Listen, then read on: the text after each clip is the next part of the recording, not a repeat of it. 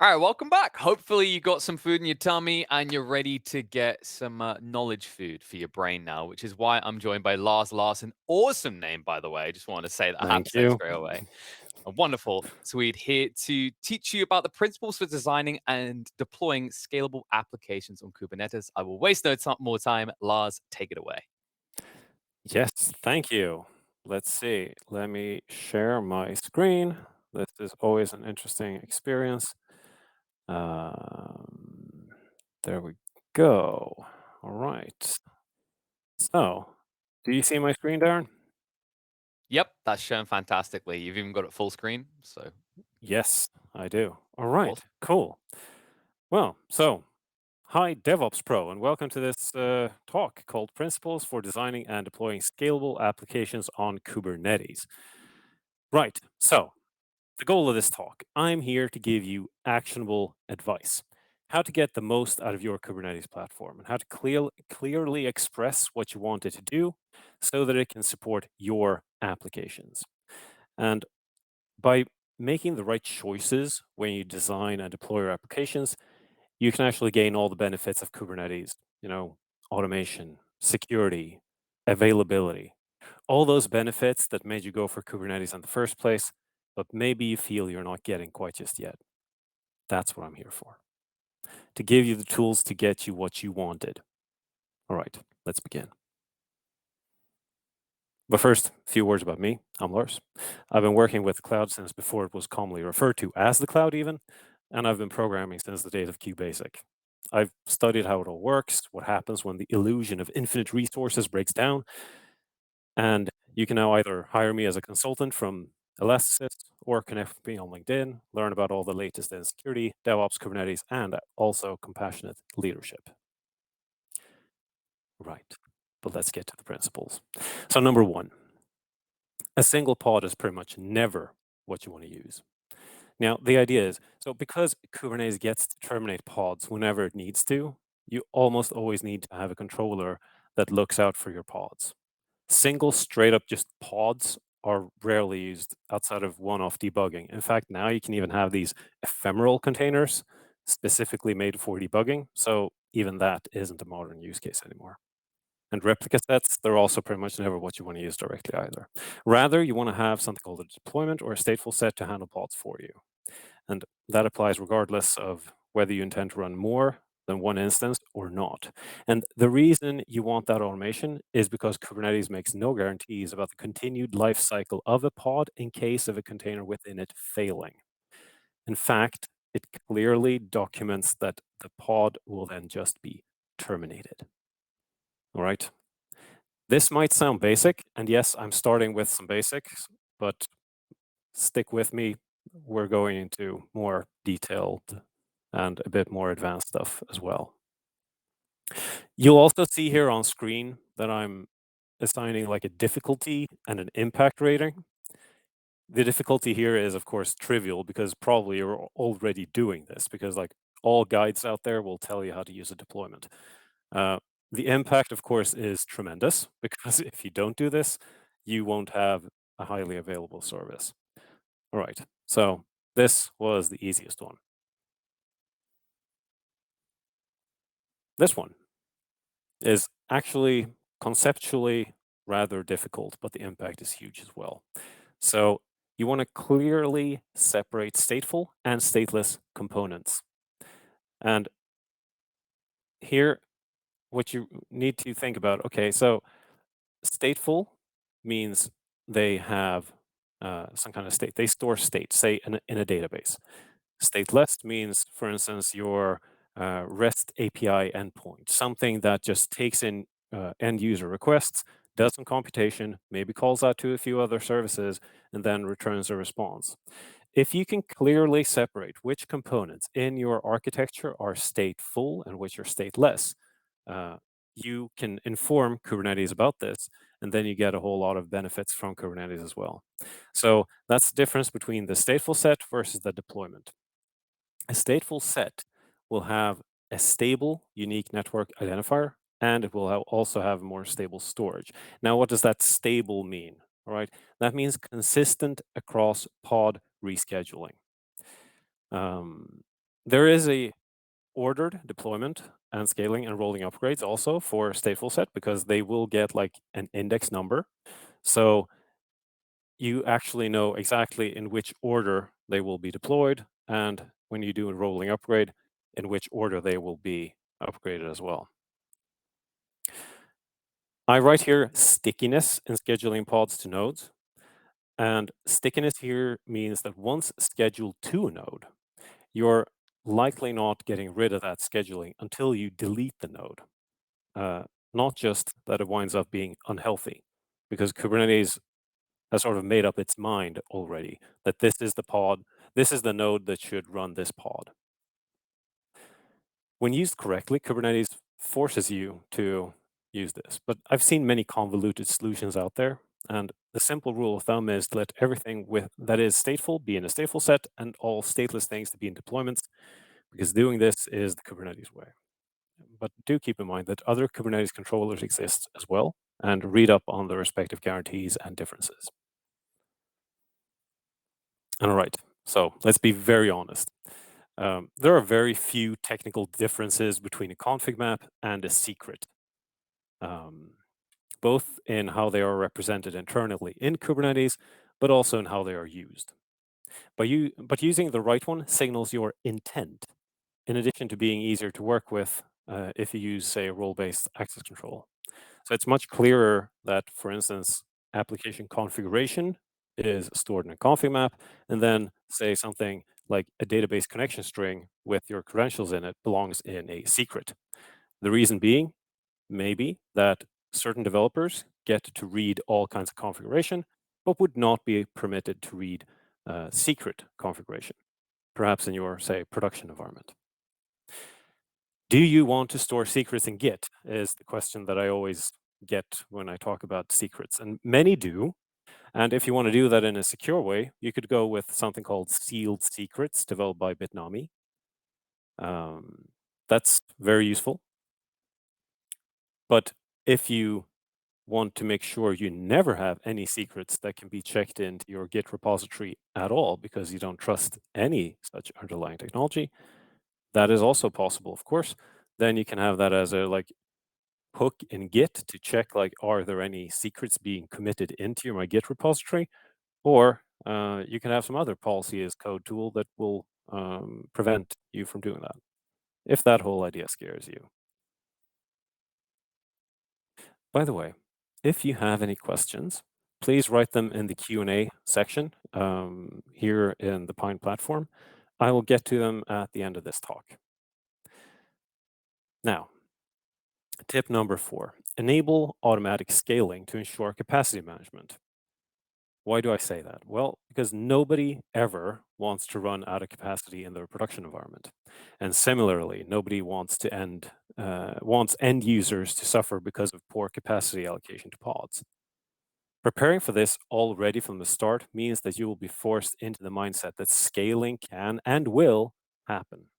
And that's far more desirable than to run out of capacity. And if you look into general sort of scalability design principles, you should already be prepared to run multiple instances of each of your application components.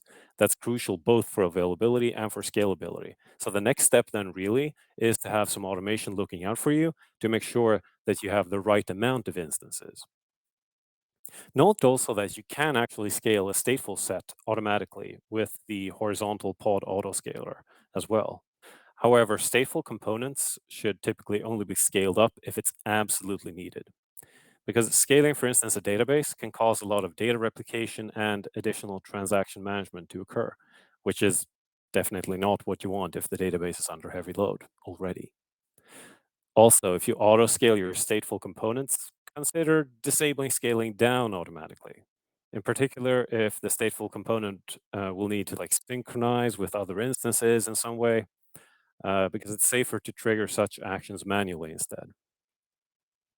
And let's also reiterate that last point because it really matters. So scaling up a database right when it's super busy, that might cause extra strain on it if, say, data replication or resharding is necessary. Scaling down a database can also be disruptive.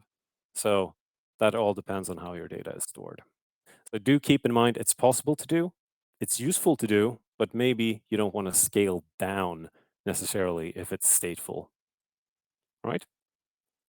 Next tip. Enable automation by hooking into container lifecycle management. Now, a container within a pod. So within a pod, it can have multiple containers. For each container, you can define a post start and pre stop hook, both of which can be used to carry out important work to inform other components of the application of the new existence of an instance or that it's about to be terminated. So the pre-stop hook will be called before the container is terminated, and it has a configurable time to complete its actions. Use this to ensure that the soon-to-be terminated instance finishes its work, say commits files to persistent volume or whatever else is needed to happen so that you have an orderly and automated shutdown. The post-start step, that's kind of like an init container in that, but it doesn't run in a separate container, it runs in the same container. Verify here that, say, connections to a service that you depend on, that they work, and use the pre-stop one to ensure that you write all data, right? This can be very useful, and why I think this really matters is that you want your components to be as possible to automate as you can, right? So if you make sure that my component knows exactly what to do in case of scaling up, scaling down, being started, being stopped, and it always does all kinds of housework and like, you know, all the cleaning up and making sure that everything works. If it always runs through this wonderful checklist, it will be sort of like how when you're flying a plane, they go through this big checklist and to make sure that you're safe. The exact same thing here. So you want to have your checklists in place so that you know, okay, everything has been taken care of before I start or before I'm about to stop this container. Because ideally, especially if you also have auto scaling enabled, uh, you don't want to have to like carry out any manual actions to do any kind of automation, like scaling up or down or releasing a new version of your application component. So this is why it really matters. This is technically not that difficult to do. I mean, it's just a matter of adding in one sense, it's just a matter of adding a couple of lines of code in your already big YAML files for your pod definition, but the impact can be tremendous here. All right. Tip number 6. Use probes for automatic failure detection and recovery. This is one of the most important ones of this entire presentation. All right. And one of the reasons why it's so important is that I see out in the open source community, because I can see all the YAML files there, that people don't understand what the liveness probe actually is. All right. So let's take it from the start. So distributed systems, networked systems, right? They will fail in more and less intuitive ways than single process systems, because now you also have the interconnecting network, and that can be the cause of a large class of new cases, of new causes of failures, right? And the better that we can detect failures, the better the opportunities we have to automatically recover from them. That's the whole point of probes. So Kubernetes provides us with probing capabilities. And liveness probes here, they are the most misunderstood, in spite of the documentation being quite clear.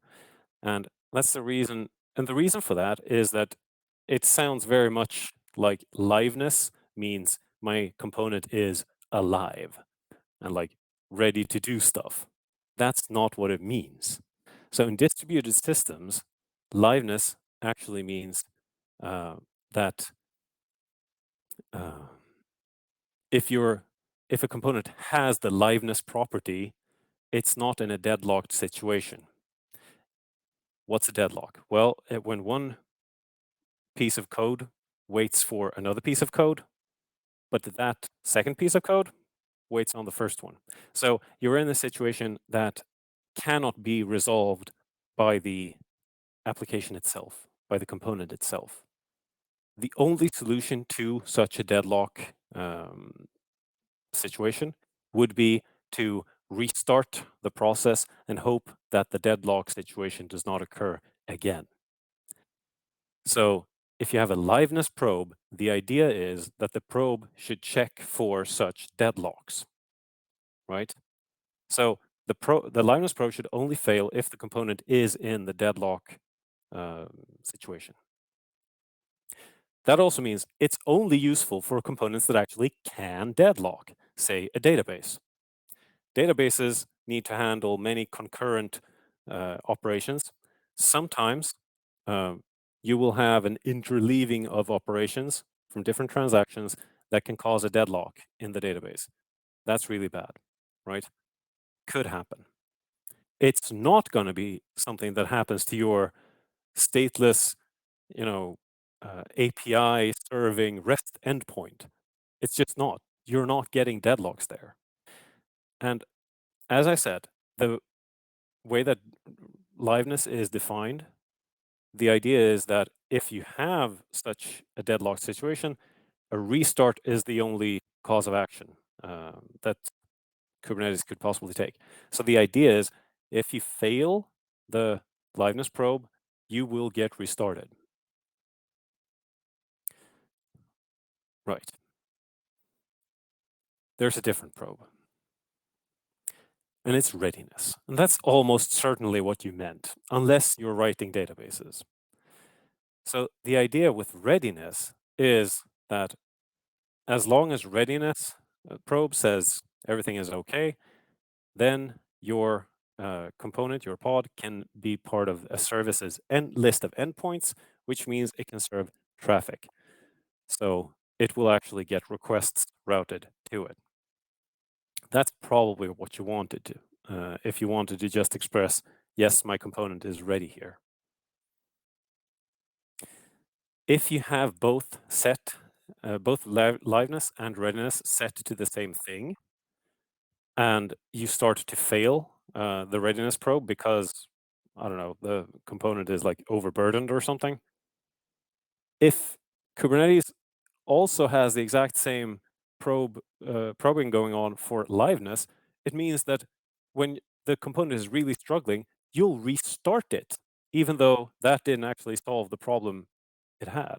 So this is really bad, and I see this all the time. They're always set to the same thing, and it's just not correct. There's also a third probe, by the way. It's called startup probe. It kind of holds off the other ones while you're starting up so that the counter for like successful or failed probes isn't increased until the application is actually started. So that's always pretty good to use as well. I'd say this is not at all difficult if you know the true definition of liveness and readiness, but the impact can be enormous because you're not having those needless restarts of your components if you take away your liveness probe, unless, of course, you should have it. Right. Number 7. Here, the tip is to let components fail hard, fast, and loudly. So what does that mean? Well, I want you to make your application components fail hard, that is trash, fast, that is as soon as a problem occurs, and loudly. So that is they put some informative error messages in their logs. If you do all this, you'll prevent data from being stuck in this strange state in your application where components have promised to sort of, I'm still kind of running and I can still kind of serve requests, but then they actually can't. So you're not going to have data being stuck in some strange state. You will only have traffic routed to healthy instances because the other ones have crashed, right? And you'll also provide all the information needed for root cause analysis by looking through your logs. So all the automation and the other principles in this talk here, they will help keep your application in good shape, and then you can find the root cause for why one component maybe failed. Of course, your components in your application will have to be able to handle restarts. And that's because failures both can and will happen. So either in your components or perhaps in the cluster itself. Because failures are inevitable, they have to be possible to handle as well. All right. Tip number 8, both difficult and hugely impactful. Prepare your application for observability. What do I mean by that? Well, monitoring, logging, and tracing. They're like the 3 pillars of observability. Um, Simply making custom metrics available to your monitoring system, which is bound to be Prometheus, right? Writing structured logs, for instance, in JSON format, and not purposefully removing HTTP headers, such as ones carrying a correlation ID, but rather making them all part of what is logged will provide your application with all it needs to be deeply observable. If you want more detailed tracing information, you can integrate your application with something called the Open Telemetry API. But the previous steps that I just said, they make your application easily observable, both for human operators and for automation purposes. And it's almost always better to auto-scale based on a metric that actually makes sense to your application than on some raw metric such as CPU usage, because you don't really know why you have high CPU usage. But if you know that, okay, here I have a work queue and it's filling up faster than I can actually process it, that's a very good signal to you that you need to scale up. Now, there are 4 golden signals of site reliability engineering, right? They're called latency, traffic, errors, and saturation. Tracking these monitoring signals with also application-specific metrics is both, empirically from the real world and anecdotally from my experience, significantly more useful than raw metrics obtained with generic resource usage measurements, such as CPU usage or memory usage or whatever.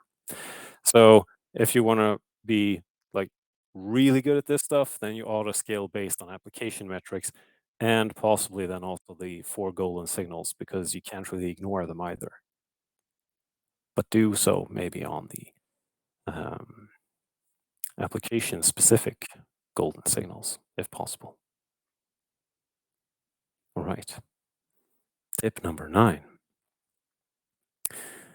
And tip number 9 is to set pod resource requests and limits appropriately.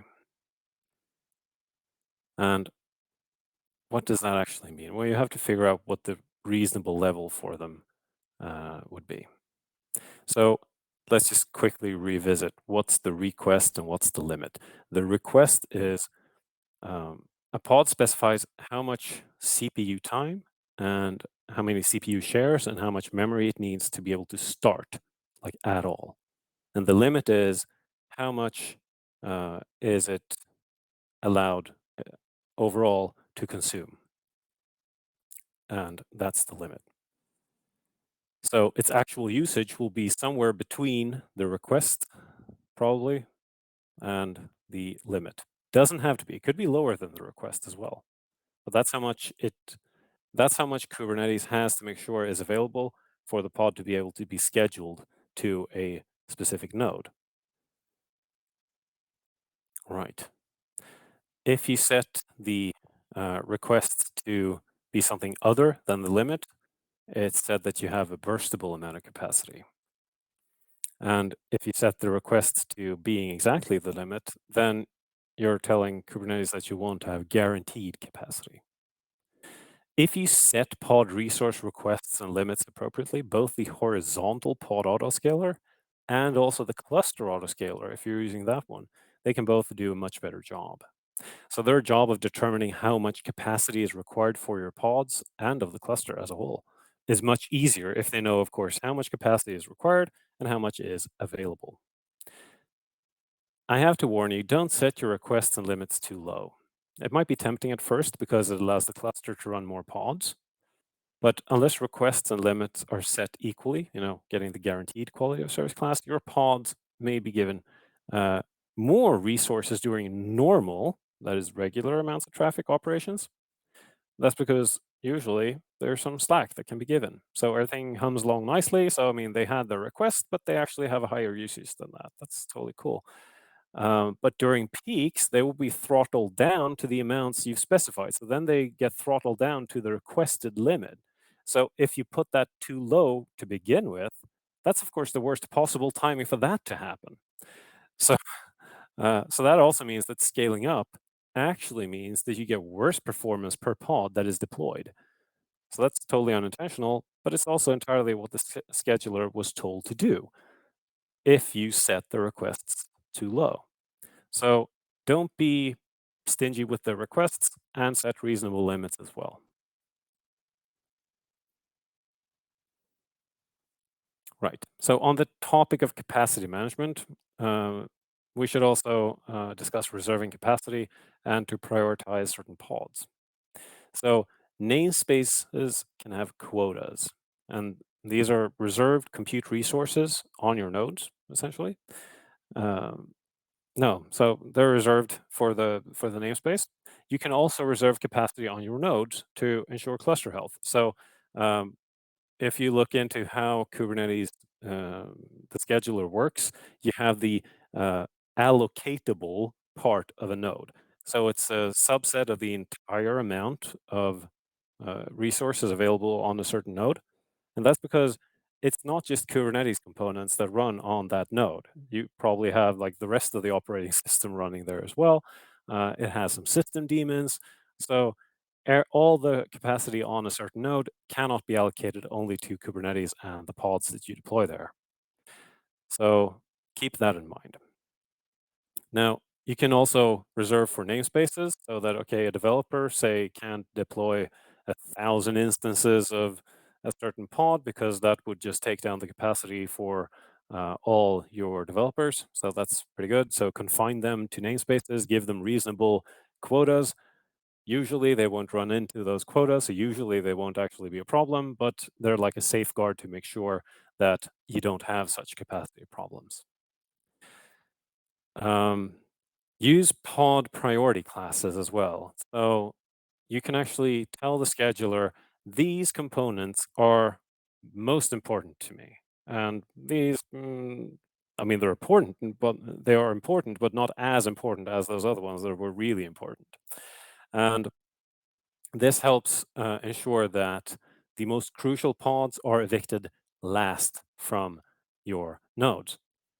And I have a personal sort of horror story here. I've seen where a cluster became so overburdened to the point where it even threw out the networking plugin. So it threw out the flannel pods from the cluster. And that was really annoying to troubleshoot because other pods were able to start on that node afterwards when pressure was off, but they got some IP addresses, but those IP addresses could only be used on that same host. So certain communication worked if two communicating pods happened to be on the same host, but it didn't work across the cluster. So that was really annoying to troubleshoot, but also highly educational because I had no idea that's how it would fail if it failed in that particular way. So useful, but yeah, highly annoying to do in production. Right. Tip number 11. There are 15 of these. So tip number 11, force co-location or spreading out of pods as needed by using something called pod topology spread constraints or anti-affinity rules for pods. They are a great way to express whether you want to co-locate pods, say to have a really network traffic efficient way for two pods to communicate, or you might want to spread them out for redundancy's sake across your cloud region and availability zones.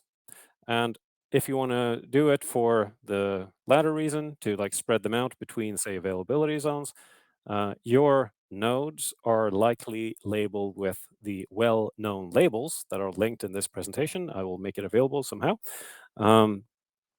So they are like already predefined, and they are usually set on your nodes by whoever installed your Kubernetes cluster.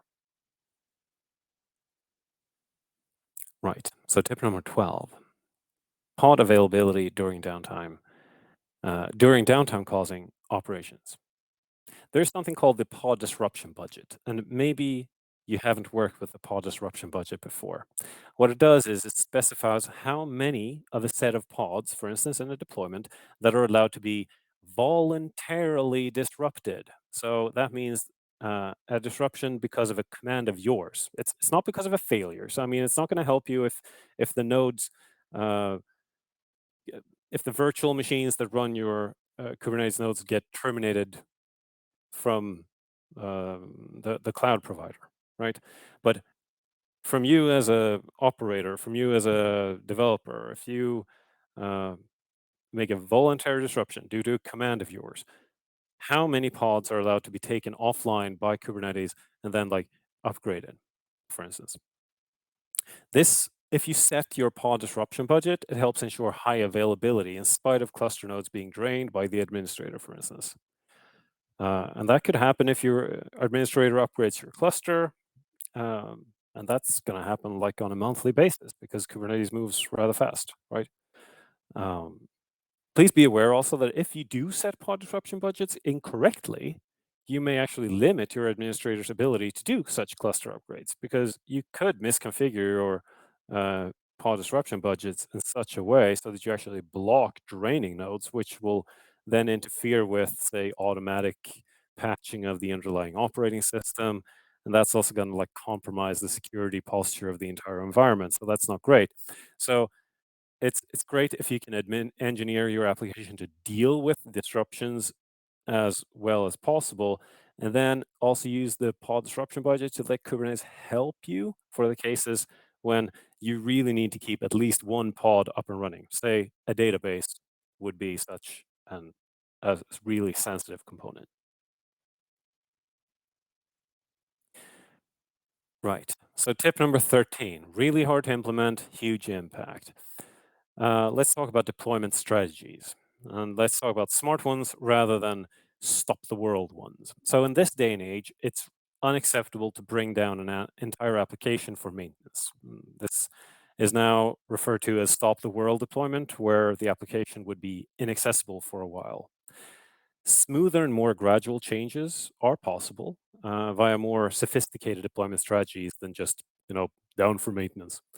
Um, End users don't even need to be aware that the application has changed at all. Blue-green and canary deployments used to be sort of a black art, but Kubernetes makes it accessible to all. So rolling out a new version of a component and routing traffic to them using their labels and selectors in your services makes even advanced deployment strategies possible to do, even if you implement them more or less manually even, or in a script of your own. And definitely if you have a good deployment tool, such as, say, Argo CD, which has support for both blue-green and canary deployments. Um, Blue-green is where you have two deployments. So one is the old one is the newer one, and you can easily switch which one gets traffic by just informing the service which one should uh, be the endpoints right now. And Canary is where, say, you have 10 servers and you replace just one of them, see that with a new version, see that everything seems to be fine. If it's not fine, if the new version is misbehaving, then you just throw that one out, replace it with the old version again, and most requests have anyways been served by the old version. So which one you can use depends, of course, on how well you have architected your application so that it actually can do this. So this is important. Most deployment strategies on a technical level boil down to side deploying two versions of the same component and to have requests split in different ways. But you really need to make sure that you actually can handle running two versions of the same component at the same time. So there are implications to this. Say you have to like prepare your database to be prepared for that. So a lot of technical stuff that will be application specific to you. That's why the difficulty is high. But the impact, of course, is enormous because This means that you can upgrade without any downtime, and your end users are always going to be happy. Second to last, avoid giving pods permissions that they don't need. So Kubernetes is not safe by itself nor by default, but you can configure it to enforce security best practices, such as limiting what the container can do on the node. Please run your containers as a non-root user. The fact that building container images in Docker made running as root the default for containers has probably brought tears of joy to hackers for close to a decade. Only use root in your container build process to install dependencies, and then make a non-root user and have that run your application for you. It's not more difficult than that. If your application still actually needs any elevated permissions, still use a non-root user, drop all Linux capabilities, and then only add the minimal set of capabilities back and let that user have those, all right? Say in January of this year, 2022, we had container escape exploits that exploited a 3-year-old bug. But if you ran your containers and you didn't give them that permission, that capability that they required, that attack would have been completely ineffectual. So just don't run with elevated permissions ever. Right. Final tip. Limit what pods can do within your cluster. You should disable the default service account from being exposed to your application, because unless you specifically need to interact with the Kubernetes API, you shouldn't have the default service account token mounted into it, and yet that's the default behavior in Kubernetes. Again, not secure by itself, nor by default. Set and enforce the strictest pod security policy or pod security standard that you can to make sure that you, by default, don't needlessly make insecure modes of operation possible. Use network policies to limit what other pods your pod can connect to. Because the default, which is a free-for-all network access, is just a security nightmare. Because then an attacker just needs to get into one pod to have direct network access to all others, and also to outside the cluster. So you remember this log4 shell problem that we had earlier this year?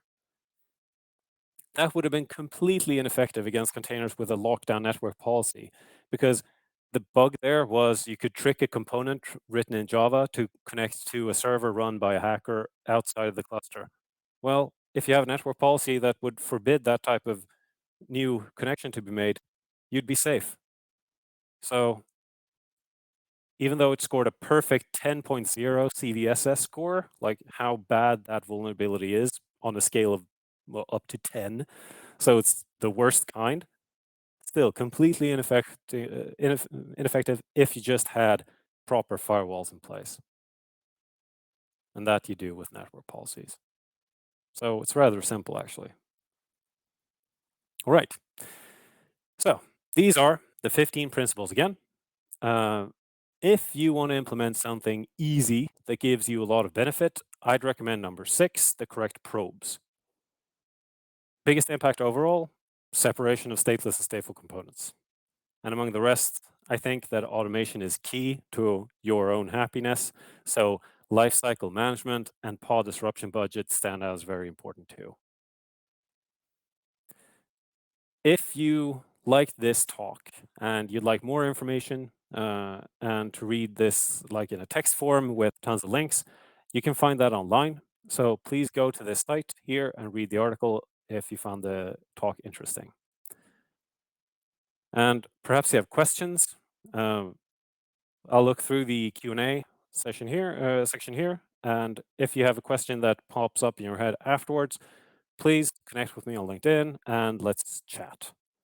Right, so now I will head over to the Q&A, and I see somebody. Oh, perfect. Yes. All right. So I have 2 questions. Yeah. I'm gonna stop sharing, I guess. There we go. So then I guess we see me and Darren. That's at least what I see. Yep. Hello. Yeah. All right.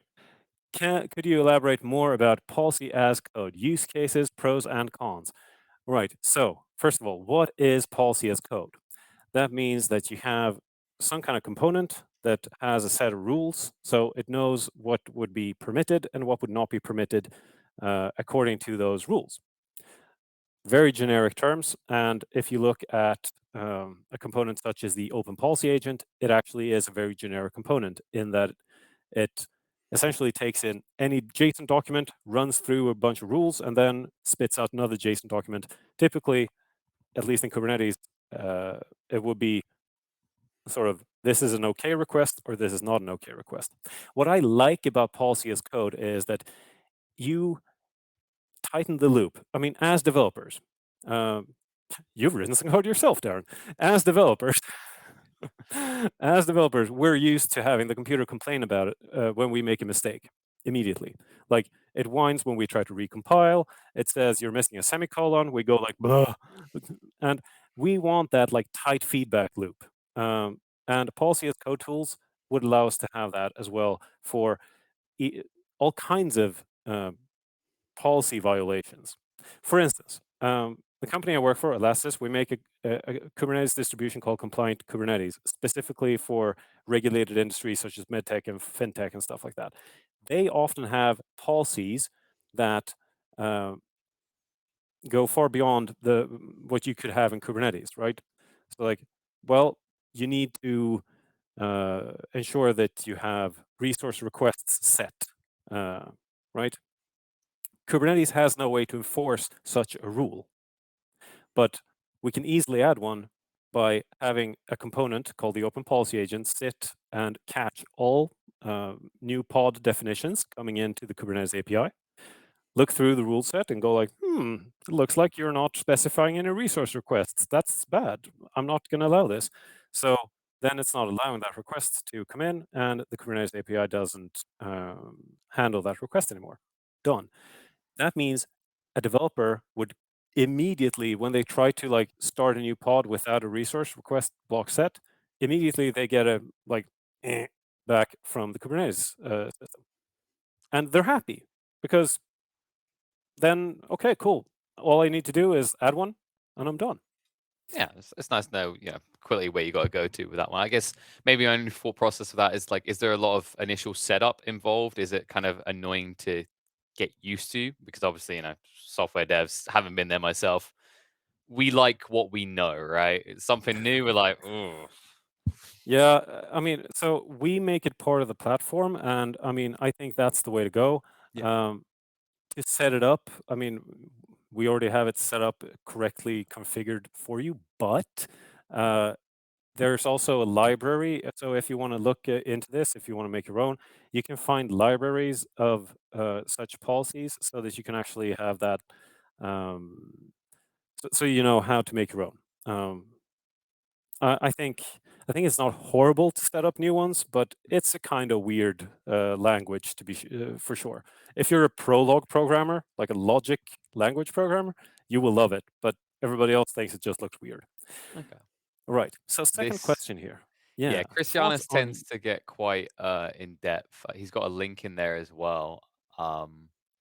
user namespace remapping, having Mhm. the root user inside the container be a different non-root user outside of it. Yes, this is a very interesting concept. So if you are, sorry, I see I have a minute. If That's right. you're used to the idea of the ch root idea, so basically you're locking a process into a file system and you're telling it like, this is your root file system. This is what it looks like, but actually it's just like a directory somewhere else. You can kind of do the same thing where you're fooling the root user that like, yes, you're root, but actually it's just a non-privileged user. That would allow you to run a container that thinks it runs as root to run even as a non-privileged user. That's pretty cool. If you're interested in this type of thing, you should go and check out something called vCluster. So check out vCluster because that tries to do this automatically. We explored using vCluster within our Kubernetes distribution, but found that isolation to not actually be as effective as you would hope. So check out our blog, like Elasticsearch vCluster blog. Bye. That's all right. It doesn't have to be that abruptly at exit, but I love how you try to round it up and condense it just in time. So thank you, Lars. Honestly, it's been really educational. I'm sure there's a bunch of things that people didn't know that they've learned here. And if they have any questions, any follow-up questions, they're watching this later and they think of one, they can contact you, right? They can get in touch. You're openly Absolutely. accessible. So thank you. No, it's been a pleasure. We'll round this one up. Pleasure to talk to you, Lars. I've loved your enthusiasm. It's been actually really educational. But we're Thank going you. to move on to the next one now. So thank you once again to Lars. Up next, it looks like after a 5-minute break, we should be returning for ways to deploy Azure resources in an automated manner. Sounds like something that might come in handy. So hang around and we'll be back in a few minutes. Yeah, I never know if we're visible Cool. for